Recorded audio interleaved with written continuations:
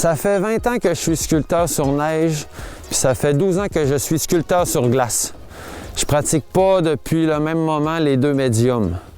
Puis c'est à Saguenay-en-Neige que j'ai développé tout ça parce que j'ai commencé au concours scolaire il y a 20 ans, quand j'étais très jeune. Là.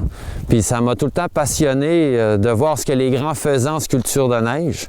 Puis je suis content que ce soit rendu moi puis ma génération là, qui en font des grandes sculptures. Là. Ce que j'aime, c'est le côté éphémère. Le fait qu'on n'a pas l'œuvre le reste de l'année, puis qu'on peut s'habituer à s'en départir sans que ça fasse mal. Comme des fois, quand un artiste se départit de son œuvre, il s'enlève un bout de chair, tu sais, il le donne, puis ça t'aide à départir de ton œuvre. Puis à chaque année, en faire tout le temps de plus en plus belle, puis des plus complexes. Mon œuvre la plus difficile, là, on pourrait dire là, que c'est les bâtiments que je fais chez nous. Parce que chez nous, j'ai un site expérimental où c'est que je travaille les maisons à neige.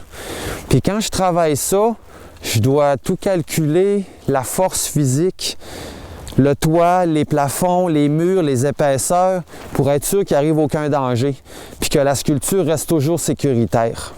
Puis moi, ce que j'aime de la sculpture, c'est des fois, on peut en faire le tour, mais à d'autres moments, on peut y entrer aussi dans la sculpture comme une voûte. Puis ça, c'est mes projets les plus compliqués que j'ai faits. Puis ça, je fais ça chez nous sur mon site expérimental parce que justement, c'est encore en développement. J'étais à la recherche, là, c'est ça dans le fond mon point après 20 ans d'expérience, c'est de me spécialiser dans la conception de micro-bâtiments en neige. Si quelqu'un nous demande, nous fait des commandes, on est capable de répondre à n'importe quelle commande puisqu'on aime toutes les choses qui se font en or. Ça, là, la construction de maisons neige, là, c'est pour en faire un petit peu partout. Puis aussi, aider le dynamisme du tourisme d'hiver quand le COVID va être fini. Mais tu sais, si chaque bed and breakfast aurait une petite maison en neige, là, il y a peut-être plus de gens qui dynamiseraient le tourisme dans certains villages de la région. Puis ça, c'est une des raisons pourquoi moi je suis au développement de ces bâtiments-là. Là. Ça fait 5 ans que je suis là-dessus. Là. Un jour, vous irez sur l'Internet, vous tapez maison neige, là, puis vous allez trouver, il n'y a rien que nous autres qui existe.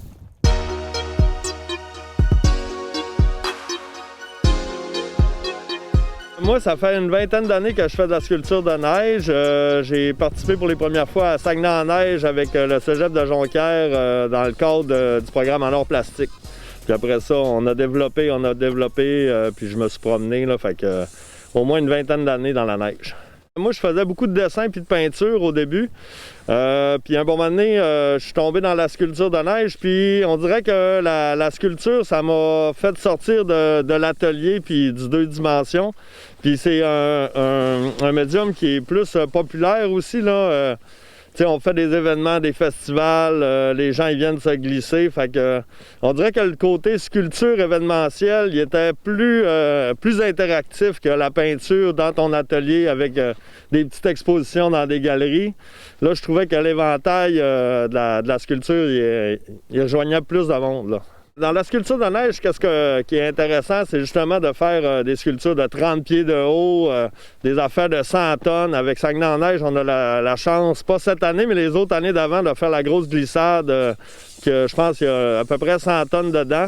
Puis on l'a fait dans un temps vraiment raccourci aussi. Comme si on voudrait la faire en pierre ou en bois ou en un autre matériel, ça serait vraiment long. Tandis qu'avec la neige, on dégrossit, on fait des formes. C'est comme sculpter du nuage, là.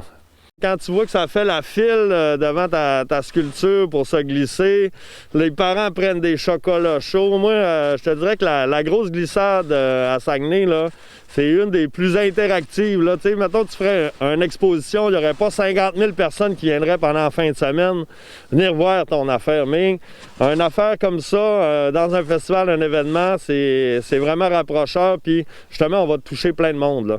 Ouais, le travail d'équipe dans la sculpture de neige, c'est vraiment primordial, à part quand tu fais des petites affaires, mais quand tu veux faire des affaires gigantesques, ça prend vraiment de la communication. Puis les termes sont vraiment spécifiques à la sculpture de neige.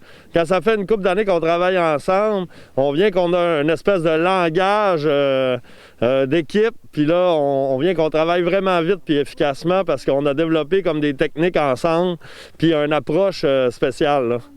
Ouais, des fois, là, j'ai des gros défis techniques que je me mets à l'œuvre. Puis tu vois, au début, là, j'essayais de faire des affaires vraiment impressionnantes qui tenaient sur rien. Puis des fois, ils brisaient. Finalement, je me suis rendu compte que faire de quoi qui brise pas, ça peut être encore plus beau. Puis t'as pas besoin de te faire peur pour faire de la sculpture de neige. Puis j'ai déjà vu du monde se faire mal. J'ai déjà vu du monde vraiment avoir des grosses parties de sculpture de neige se tomber dessus. Fait que c'est probablement là que j'ai vu les choses les plus épeurantes en sculpture de neige. C'est des grosses structures qui tiennent pas. Puis la personne, elle se blesse. J'ai déjà trouvé ça vraiment plate. Moi, ça m'est pas arrivé de me blesser vraiment beaucoup. Mais ouais, il faut faire attention dans la sculpture de neige parce que quand on commence à jouer avec des grosses structures, c'est là que ça peut être épeurant, là. Allez-y doucement, là. Puis à un bon moment donné, vous allez apprendre à connaître toute la rétention de la sculpture. Puis la neige, c'est pas pareil comme le bois, c'est pas pareil comme la pierre. Fait qu'il faut respecter le médium.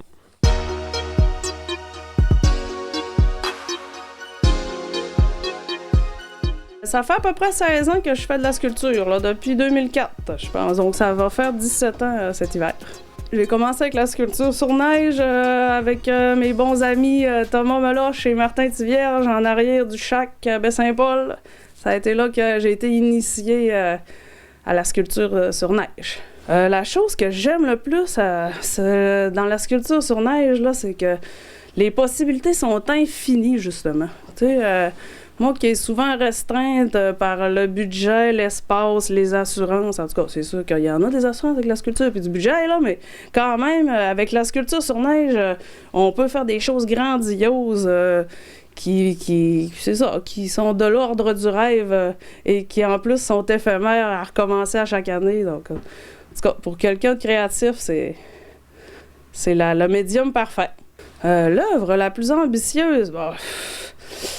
je dirais la première fois que j'ai fait un conte de neige, là, où j'ai intégré là, la création d'une histoire avec un spectacle de théâtre, avec du cirque, des effets de pyrotechnie, puis un décor tout en neige. Là. La première fois, ça a été la plus ambitieuse dans le sens que c'était la première fois, puis ça a été dur pour moi. Mais sinon, à Valoir, l'année passée, en France... on a fait justement un genre de conte rituel spectaculaire avec de la glace, de la neige, du feu, puis ça a été vraiment une des plus grandes œuvres à ce niveau-là, multidisciplinaire. Le plus grand projet que j'aimerais faire, ça serait vraiment de travailler sur une méga production à Sainte-Rose-du-Nord, de faire un immense décor dans les montagnes avec de la neige, de la glace, puis intégrer là-dedans un spectacle de cirque avec... une partie aussi participative pour les gens, parce que j'aime ça quand la sculpture devient aussi un art vivant, là. J'aime ça quand la population peut venir tâter la culture puis s'y imprégner. Je trouve que la neige, écoute, elle a ses limites comme tous les médiums d'art, là. D'ailleurs, la semaine passée, moi puis mon chum, on s'ostinait pour dire c'était à qui la neige sur le terrain, pour qui allait pouvoir la mouler, tu sais. On en manque cette année particulièrement, il n'y en a vraiment pas eu beaucoup. Fait que autant la température que la neige, à chaque année, c'est un suspense. On sait pas, on va peut-être pas avoir de sculpture, il va peut-être faire trop chaud, trop froid, c'est comme la pêche blanche, tu sais. V'là 50 ans, on aurait sûrement dit que c'était une ressource illimitée, tu sais, comme la chasse puis la pêche au Saguenay-Lac-Saint-Jean. On s'en rend compte que finalement, ça l'est pas. T'sais. Tout dépend aussi de l'équilibre de la nature puis des assurances. Non.